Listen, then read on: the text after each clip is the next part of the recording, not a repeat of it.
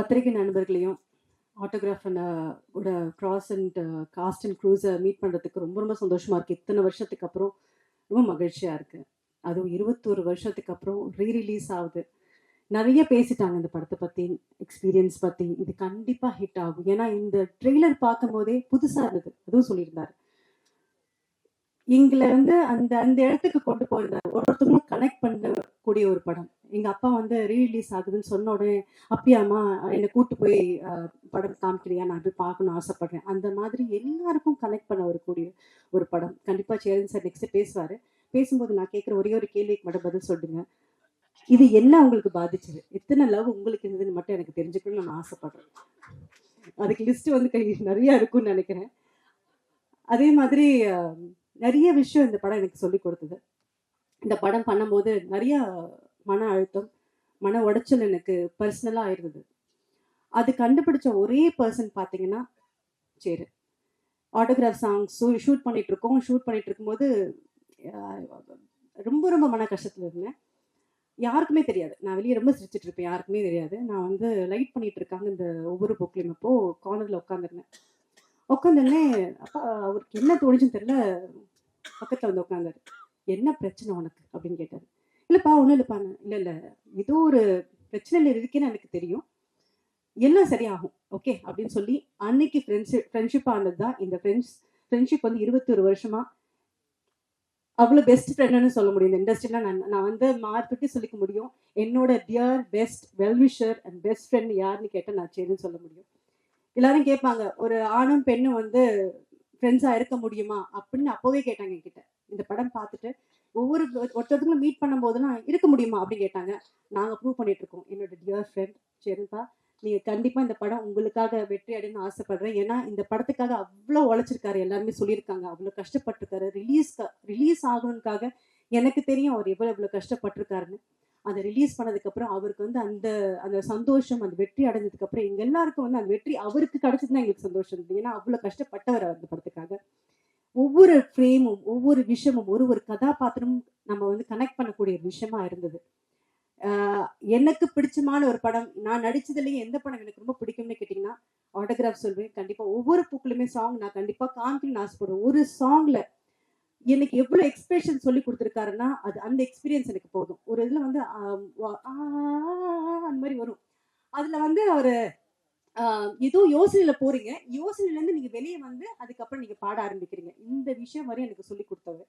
And I will always owe this to you செருப்பா. I really loved working with you. In fact இந்த second part பண்ணணும்னு நினைக்கும் போதோ, இல்லை பிரிவும் சந்திப்பும் பண்ணணும்னு நினைக்கும் போதோ, நம்ம ஃப்ரெண்ட்ஸ் தானே, எப்படி ஹஸ்பண்ட் ஒய்ஃபும் நடிக்கிறது அப்படின்னு கேட்டார். அவருக்கு அந்த ஒரு டவுட் இருந்தது. பட் அதை மீறி ஒரு நல்ல படங்கள் நாங்கள் பண்ண முடிஞ்சது. அண்ட் கண்டிப்பாக இந்த ரீரிலீஸ் ஒரு பெரிய வெற்றி அடையும். எனக்கு எல்லாருமே இப்போ நிறைய லவ் வந்துருச்சு. ஜென்சி லவ் வித்தியாசமாக லவ் பண்ணுறாங்க. ஆனால் லவ்னா இதுதான் அப்படின்றது காமிச்சிருக்காரு. கண்டிப்பாக இது எல்லாருக்கும் பிடிக்கும் நம்பர் திருப்பியும். தேங்க்யூ. ஸோ இது ஆட்டோகிராஃப் 21 வருஷம் கழிச்சு அந்த படம் ரிலீஸ் ஆகுதுன்றத டாப்பிக்கை கடந்து சேரனை பற்றிய பாராட்டுரையாகவும் சேரனை பற்றிய விமர்சன மேடையாகவும் இது மாறிவிட்டது. அது வரத்தான் செய்யும், அப்படி தான் இருக்கும். நம்ம இத்தனை வருஷம் கடந்ததில் எல்லா மனிதர்களையும் பார்த்துருக்கோம், எல்லா நல்லவர்களையும் பார்த்துருக்கோம், எல்லா தீய காரணங்களையும் பார்த்துருக்கோம், எல்லா பிரச்சனைகளையும் பார்த்துருக்கோம், எல்லாத்தையும் கடந்து வந்திருக்கோம். அதுதான் இந்த படம் சொல்லுது. உன்னை கடந்து போகிறதுக்கு அடுத்தடுத்து நீ நிறையா புதிய விஷயங்களை பார்த்துக்கிட்டே இருப்ப. அதனால எல்லா விஷயங்களையும் நீ எப்படி இருக்கியோ அப்படியே கடந்து போ. அதுதான் எனக்கு கற்றுக் கொடுத்தது லைஃப். நான் இப்போ என்னோட உதவியாளர்கள் சொன்னதாக இருக்கட்டும், இல்லை அமீர் சார் பேசினதாக இருக்கட்டும், இல்லை நண்பர்கள் பேசினதாக இருக்கட்டும், மில்டன் பேசினதாக இருக்கட்டும், இப்போ எல்லாரோடையுமே எனக்கு கருத்து வேறுபாடு வந்திருக்கு. எல்லாரோடையுமே நான் சண்டை போட்டிருக்கேன். எல்லாரோடையும் எனக்கு பிரச்சனைகள் இருந்திருக்கு. ஆனால் என் மேடையில் அவங்க எல்லாரும் உட்காந்துருக்காங்க. அவ்வளோதான். இதில் விளக்கம் சொல்கிறதுக்கு எதுவுமே கிடையாது. நான் எப்படி பார்க்குறேன்னா, அதை அவங்களால உணர முடியாது. நான் ஏன்னா அவங்களோட ரொம்ப வேற மாதிரி வாழ்ந்துட்டேன் என்னோட வாழ்க்கை. தெரியல, என் வீட்டில் சோறு இல்லைனாலும் என் வீட்டுக்கு அசிஸ்டன்ட் வந்துட்டாங்கன்னா அவங்கள சாப்பிட வச்சுட்டு நானே என்னோட ஒய்ஃபும் பட்டினியே படுத்துருக்கோம். ஸோ அதனால வேணும்னு யாருக்கு எந்த தவறையும் செஞ்சது இல்லை, வேணும்னு யாருக்கு எதையும் கொடுக்காம விட்டதில்லை. என்கிட்ட இருக்கும்போது கொடுத்துருக்கேன். இல்லாதப்ப நான் இல்லைன்னு தானே சொல்ல முடியும். இல்லாதப்ப நான் என்ன பண்ண முடியும்? ஆனால் இந்த சுதந்திரத்தை நான் அவங்களுக்கு கொடுத்துருக்கேன். இத்தனை வருஷம் பத்திரிகை நண்பர்கள்லேருந்து, ஊடக நண்பர்கள்லேருந்து, இயக்குநர்கள்லேருந்து, நடிகர்லேருந்து எவ்வளவோ மேடைகள் பார்த்துருப்பீங்க. எந்த மேடையாவது ஒரு இயக்குனரை விமர்சனம் பண்ண உதவி இயக்குநர்களை பார்த்ததுண்டா? கிடையாது. ஆனா நான் இப்பவும் அதை கொடுத்துருக்கேன். இன்னமும் நான் கூட பேசுவேன், இன்னும் கூட கட்டி தழுவி போவேன். ஏன்னா அப்பனுக்கு தெரியும் பிள்ளைங்களோட குணம் என்னன்னு. அவ்வளவுதான். எங்க அப்பா என்னை எப்படி வளர்த்தாரோ அது மாதிரி நான் அவங்களை வளர்த்துருக்கேன். அவங்களுக்கு எல்லா உரிமையும் இருக்கு. புரிதல் தாமதமாக தான் வரும். இயக்குனர் ஆகும் போதும், இயக்குனர் ஆனதுக்கு அப்புறமும், பிள்ளை குட்டிகள் பெற்று போட்டதுக்கு அப்புறமும். இப்போ பாண்டியன் சொன்னார்ல, என் அசிஸ்டண்ட் நான் டைரக்டர் ஆகும் போதும் அது புரிஞ்சிச்சுன்னு. அதனால உமாபதிக்கோ ராமகிருஷ்ணனுக்கும் இன்னும் கொஞ்சம் லேட்டாக கூட புரியலாம். அவ்வளோதான். ஸோ வந்து வந்து இருந்த உங்களோட அன்பு எனக்கு மகத்தானது. ஏன்னா அன்னையிலேருந்து இப்போ வரைக்கும் என்னுடைய படங்களாக பார்த்துக்கிட்டு இருக்கீங்க. என்னை மனுஷனாக பார்க்கறது இல்லை. இங்கே யாரும் அது பார்க்க வேண்டிய அவசியமும் கிடையாது. அவங்கள பாதுகாத்துக்கிறதுக்கு அவங்களுக்கு தெரியணும். அவங்கள இன்னொருத்த பாதுகாக்கின்ற கட்டாயம் கிடையாது. நான் வந்து இங்கே இருக்க யாரையுமே பாதுகாத்துட முடியாது. நான் என்னைத்தான் பாதுகாத்துக்க முடியும். ஸோ நீங்கள் இந்த திரைப்படம் 21 வருஷங்களுக்கு அப்புறம் இந்த ஜென்ரேஷனுக்கு போய் சேர்றதுக்காக என்ன பண்ணியிருக்கோம்? இந்த படத்தில் என்ன இருக்கு? இந்த படம் அவங்களுக்கு என்ன சொல்லும்? நான் அப்படித்தான் படம் எடுப்பேன். படம் எடுக்கும் பொழுது வியாபார நோக்கம் மட்டும் எடுத்திருந்தா நான் வந்து என்னைக்கோ காணாமல் போயிருந்திருப்பேன். பெரிய வெற்றியை கொடுத்துருப்பேன். 5 படம் பெரிய ஹீரோவோட ஒர்க் பண்ணியிருப்பேன். அப்புறம் காணாமல் போயிருப்பேன். ஆனால் இன்னமும் என்னுடைய படம் எங்கேயோ ஒரு இடத்துல, என்னோட சமூகத்தில், என்னோட பக்கல்ல யாரையோ ஒருத்தனை இந்த படம் கையை பிடிச்சி கூட்டி போய் ஒரு கரையை சேர்த்து விட்டுருச்சுன்னா அது என்னோட வெற்றி. அப்படிதான் நான் ஒவ்வொரு படத்தையும் உருவாக்கியிருக்கேன். இந்த படம் கூட அதுதான். நீ எந்த தோல்வியா இருந்தாலும் கிடக்கலாம். காதல்ன்றது நான் எடுத்துக்கிட்ட ஒரு ஆயுதம். இந்த படம் வந்து எந்த தோல்வியா இருந்தாலும் கடக்கும் மனநிலை ஒவ்வொரு மனிதனுக்கும் இருக்கு. நீ எங்கேயுமே சோர்ந்து போயிடாத அப்படின்னு சொல்றதுதான் அது. அதுதான் எனக்கே பாடமா போச்சு. ஒவ்வொரு பூக்களுமே பாட்டா நான் நிறைய வாட்டி பாடியிருக்கேன். ஸ்னேகா நிறைய வாட்டி பாடியிருக்கோம்.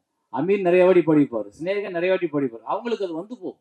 தோல்வி எல்லா மனிதனுக்கும் இருக்கும். அதை தாண்டி ஜெயிக்கும் போதுல நமக்கு ஒரு சந்தோஷம், நமக்கு ஒரு அகம்பாவம், நமக்கு ஒரு திமிரும், நமக்கு ஒரு அப்படி அப்படி எல்லாரையும் இப்படி பார்க்குற தன்மை இருக்குல்ல, அதுதான் நம்மளோட உழைப்புக்கு நம்ம கிடைக்கிற அங்கீகாரம். அதை இந்த படம் பார்க்கும்போது ஒவ்வொருத்தருக்கும் கொடுக்கும். அதை தாண்டி நான் வந்து இந்த படத்தை வந்து இப்போ ரிலீஸ் பண்ணுறதுனால ஒன்றும் சாதிச்சிட போகிறது இல்லை. இது எதுக்கு? திரும்ப பார்க்குறவங்களுக்கு இன்னொரு, ஏன்னா இன்னைக்கு ஜென்ரேஷன் எப்படி இருக்குன்னு நமக்கு தெரியும். அந்த ஜென்ரேஷன் எங்கேயோ ஒரு இடத்துல இதை படத்தை பார்த்துச்சுன்னா அவங்களுக்கு வேற ஒரு யோசனை தோணும். அவ்வளோதான். நம்ம விதைச்சிக்க மட்டும்தான் முடியும். நீங்கள் அதை உருவாக்கி அறுவடை பண்ணி பழத்தை கொண்டு போய் வீட்டில் சாப்பிட்டு கொட்டை போட முடியாது. நீங்கள் விதைக்க மட்டும்தான் முடியும். மழை பெய்யணும், மக்கள் பாதுகாக்கணும், அப்போ தான் அவங்க மாறுவாங்க. ஸோ அதனால் அது ஆட்டோகிராஃபோட ரிலீஸோட தாற்பயம் இப்போ திருப்பி 21 இயர்ஸ் லேட்டர் பண்ணுறதுக்கு காரணம் அது அதற்கு தகுதியானதாக நான் நினைக்கிறேன். அவ்வளோதான். அதே மாதிரி இந்த படத்தில் வேலையை பார்த்த அத்தனை பேரும் இன்னைக்கு எனக்காக வந்திருக்கீங்க, எனக்காக உட்காந்துருக்கீங்க, என்னோட நீங்கள் எல்லாத்தையும் ஷேர் பண்ணியிருக்கீங்க. இதை தாண்டி நான் ஏன் இவங்களை எல்லாம் கூப்பிடணும்? ஏன் இவங்களெல்லாம் திரும்ப திரும்ப ஒர்க் பண்ணணும்? ஏன் வந்து நான் ஒருத்தரோட சண்டை போட்டோம்? அடுத்த வாட்டி விஜய் மில்டன் சொன்னார். விஜய் மில்டனோட முதல் படத்துல நாங்கள் 2 பேரும் அவரோட கவிதை புத்தகத்தில் சந்தித்தேன். அப்புறம் அவரோட நான் பேசினேன். அப்புறம் அவரோட படம் பண்ணேன். அப்புறம் அவரோட பிரச்சனை வந்துச்சு. அப்புறம் அவரோட படம் கொடுத்தேன் அவருக்கு. அவர் ஒரு படம் டைரக்ட் பண்ணாரு. அப்புறம் அவர் கூப்பிட்ட படத்துல போய் நடித்தேன். என்னன்னா, மனிதனை மனிதனாக பார், அவனை அவனாகவே பார், அவனுக்கு இருக்க தப்ப திருத்த நீ நினைக்காத, அவனை அப்படியே ரசி, நீ அழகானவன். ரைட்? நான் வந்து இன்னொருத்தனை போய் திருத்தி உன் தப்ப சொல்லி நீ இப்படி மாறுன்னு சொல்லி உனக்கு அட்வைஸ் பண்ணி எனக்கு தேவையில்லை. எனக்கு மில்டன் நாளைக்கு திருப்பி கூப்பிட்டாலும் நான் அவருடைய போய் நடிப்பேன். அமீர் திருப்பி கூப்பிட்டாலும் நடிப்பேன். நான் ராமகிருஷ்ணன் படம் பண்ணி என் படத்துல நடிக்கணும்னு நடிப்பேன். அவ்வளவுதான். அப்படித்தான் நான் இந்த உலகத்தை அழகானதாக பார்க்க கற்றுக்கொண்டேன். அமீர் சொன்ன ஒரு விஷயம் கரெக்டு. நான் பெண்களோடையே பிறந்து வளர்ந்தவன். எனக்கு அம்மா, என் தங்கச்சிங்க, என்னுடைய ஆசிரியர், என்னுடைய சித்தி மகள், நான் பழகிய தோழிகள் என்னை அப்படி பக்குவப்படுத்திருக்காங்க. நான் பெண்கள்கிட்ட அன்பு தான் காட்ட முடியும். அது உங்க கண்ணுக்கு அன்பா தெரியலன்னா அது ஏன் பிரச்சனை இல்லை. ரைட்? நான் காண்பிப்பது என்னோட அன்பு. அது என்ன என்று உணரப்போவது பக்கத்தில் இருக்கிற அந்த பெண்ணே ஒழிய எதிரில் இருக்கிற ஒருத்தனும் கடந்து போற ஒருத்தனை எப்படி உணர முடியும்? அதைத்தான் ஸ்னேகா அழகா சொன்னாங்க. இன்னைக்கு வரைக்கும் அந்த நட்பை நான் தொடர முடியுது. காரணம்னா அந்த கண்ணியம். எந்த இடத்துல நான் அவங்கள தோழியா பார்த்தேன், எந்த இடத்துல அவங்க எனக்கு இந்த பெண்ணோட மனம் ரொம்ப அற்புதமானது. இது எந்த விஷயத்துக்காக கண்ணீரை ஒரு இருட்டுக்குள்ள உட்கார்ந்து கண்ணீர் வெளியே வருது அப்படின்னா அழகானது. அப்படிதான் நான் உங்களை பார்க்கணும். அது இன்னைக்கு வரைக்கும் நான் அவங்களுக்கு அந்த சுதந்திரம் கொடுத்துருக்கேன். என்னை கூப்பிட்டு எந்த பிரச்சனையும் பேச முடியும். இன்னும் சொல்ல போனா அவங்கள திருமணம் நிச்சயிக்கப்பட்டதுக்கான முக்கிய காரணம் பிரசன்னா என்னோட முக்கியமான நண்பர். அவர் என்னை ரொம்ப மதிக்கக்கூடிய, நான் எப்ப எந்த விஷயத்துக்கு கூப்பிட்டாலும் பண்ணக்கூடியவர். இவங்க என்னோட நண்பர். ஆனா இவங்களுக்குள்ள ஒரு திருமணம் தள்ளி போய்கிட்டே இருக்கு. அப்ப நான் சொன்னேன், பிரச்சனைகளை காரணம் காமிச்சு உங்களுடைய திருமணத்தை தள்ளி போடாதீங்க, அதுவே பிரச்சனையாயிரும். முதல்ல கல்யாணத்தை பண்ணுங்க, அப்புறம் என்ன பிரச்சனை இருந்தாலும் பார்த்துக்கலாம். அப்படிதான் திருமணம் நடந்துச்சு. ஸோ நான் என்னை சுற்றி இருக்கவங்க நல்லது நினைக்கிறேன். அது நல்லதா தெரியலைன்னா அது என் பிரச்சனை இல்லை, அது அவங்க பிரச்சனை. ரைட். அப்புறம் இந்த ஊடக நண்பர்கள் எல்லாருக்கும் நான் சொல்லிக்கிறது, இப்போ இந்த ஆட்டோகிராஃப் வந்தப்போ உங்களுடைய அர்ப்பணிப்பு ஒரு திரைக்கதையை, ஒரு திரைப்படத்தை விமர்சிக்கிறதுல, ஒரு திரைப்படத்தை கொண்டாடுறதுல, அது இன்னைக்கு வியாபார சூழலா மாறினதுக்கு அப்புறம் மாறிட்டதா நான் நினைக்கிறேன். அதுக்குள்ள ஒரு உண்மைத்தன்மையை, ஒரு ஒரு ஒரு ஒரு நல்ல திரைப்படத்தை கொண்டு போய் மக்களை எப்படியா, நீங்க நம்ப மாட்டீங்க, 2 நாள் கூட்டம் இல்லை, 3வது நாள் திரைப்படத்தை பத்தின விமர்சனங்கள் எல்லா பத்திரிகையிலும் வரும் பொழுது கூட்டம் கூடிச்சு. அந்த திரைப்படத்தை கொண்டாடினாங்க. தவமாய் தவம் இருந்த 57 மார்க்கு ஆனந்த விடன்ல போட்டதுக்கு அப்புறமும் ராம்ஜி சார் 4 பக்கம் விமர்சனம் அப்படி பெருசா போடுறாரு. அதாவது அந்த சினிமாவை கொண்டாடின காலம் ஒவ்வொரு இயக்குனரையும் நல்ல படத்தை உருவாக்குறதுக்கு. ஏன் அமீருக்கு அவருக்கு தெரியாது, ஆனா அவருக்கு என் மேல் கோபம் வந்திருக்கும், ஒரு பொறாமை வந்திருக்கும். இவரை மாதிரி நம்ம ஒரு டைரக்டர் ஆகணும், அவதான் பருத்தி வந்ததுக்கான காரணமா வந்திருக்கும். ஏன்னா உங்களை எங்கேயோ ஒரு சாதிச்ச இயக்குனர் உங்களை தூண்டுறான்ல, அந்த சாதிச்ச இயக்குனரை அடையாளம் காமிச்சது முதல்ல பத்திரிகைகளும் நண்பர்களும். அன்னைக்கெல்லாம் 15 நாள் ஆகும் ஒரு விமர்சனம் வர்றதுக்கு. அந்த 15 நாள்ல மவுத் ஸ்டாக்ல போகும். ஆனா அந்த விமர்சனம் வந்ததுக்கு அப்புறம் அப்படி பத்திக்கிறோம். முதல் மரியாதையா ஒரு வாரத்துல ஒண்ணுமில்லை என்ன படம் 175 days அடிச்சு கொண்டாடப்பட்டது காரணம் பத்திரிகைகள். பத்திரிகைகள் முதல்ல நடுநிலையான, நல்ல தர்மமான, நேர்மையான சிந்தனைகளோட முதல்ல விமர்சனங்களும் எல்லா இதுக்கு இருந்தது. இன்னைக்கு அது எங்கேயோ எப்படியாவது அப்படின்னு ஒரு இன்னைக்கு ஆன்லைன் எடுத்துக்கிட்டு அவ்வளவு மார்க்கெட்டிங், எல்லாமே மார்க்கெட்டிங்கா போனோன்னு மனிதத்தை நம்ம இழந்து விட்டோமோன்னு தோணுது. அந்த மனிதத்தை திருப்பி மீட் எடுக்கிறதுக்கு நீங்க எல்லாருமே சப்போர்ட் பண்ணணும். மற்றபடி இந்த படத்துல என்ன சொல்றது, எல்லாருக்கும் என்னோட நன்றி. இது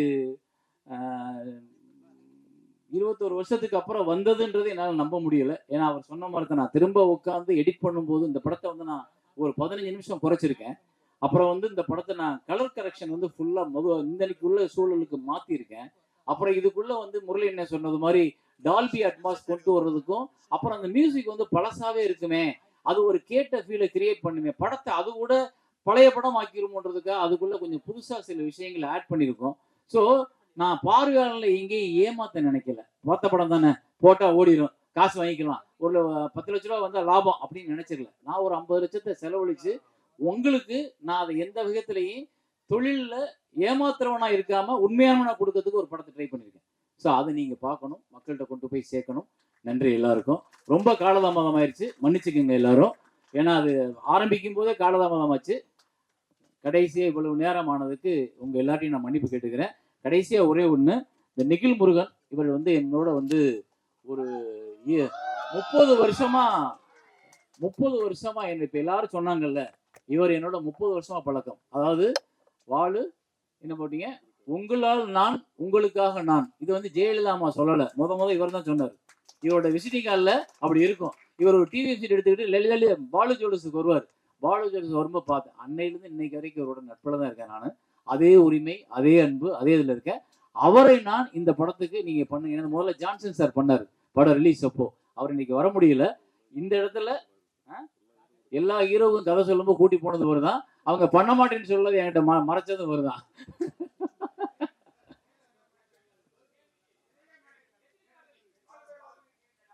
அதுக்கு இன்னொரு ஒரு நாள் ஃபுல்லா பிரசாத்தை புக் பண்ணுவோம், அன்னைக்கு நம்ம பேசுவோம். அப்ப நிறைய இருக்கு, நான் அவங்களையும் வர சொல்றேன். எல்லாத்தையும் எனக்கு ஒண்ணு இல்லை, நான் யார் கூடயும் சண்டை போடல.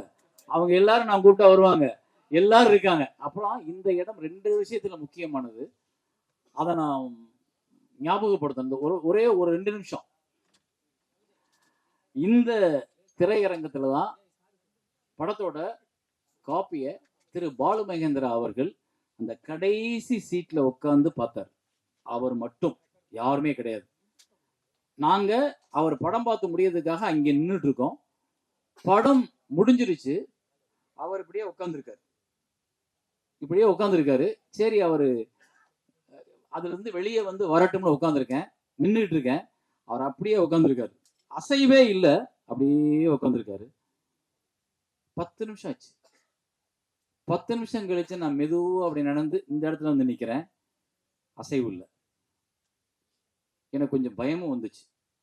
அவரோட உடல் நலம் கருதி, அவருடைய வயது கருதி ஒரு சின்ன பயம் கூட வந்துச்சு. அப்புறம் நான் மெதுவா 4 சீட்டு கிட்ட பின்ன, சார் அப்படின்றேன். அப்படின்னு நிமிந்தாரு. அப்படின்னு கூப்பிட்டாரு கையை. பக்கத்துல போய் உட்கார்ந்தேன். அப்படி கை மேல பிடிச்ச அவர் ஒரு இறுக்கி பிடிப்பார், அந்த இறுக்கி பிடிச்சாரு. அந்த படம் ரிலீஸ் ஆகல, படத்தை யாருமே பார்த்தது இல்லை அது வரைக்கும். அவர் தான் ஃபர்ஸ்ட் பாக்குறாரு.